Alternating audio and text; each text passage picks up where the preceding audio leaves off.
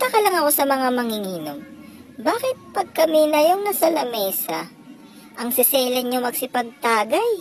Ang tatagal ang baso, may paspas pang nagaganap. Tapos, yung iba, palakad-lakad, paalis-alis, makaiwas lang sa tagay.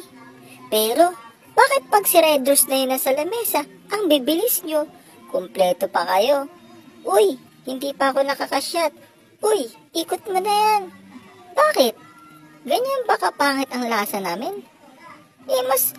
Masarap pa nga kami sa Red Doors eh. Bakit?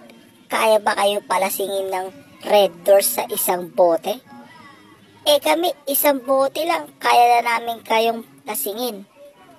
Bakit pag yung Red Doors na yan, pinaihi kayo ng pinaihi, di problema pa sa naglilinis ng kubeta. Tapos, kaming mga emperador, pinaiiba namin kayo ng madami. Nakakainis lang isipin eh. Sana hindi nyo kami binili kung hindi nyo rin naman kami uubusin.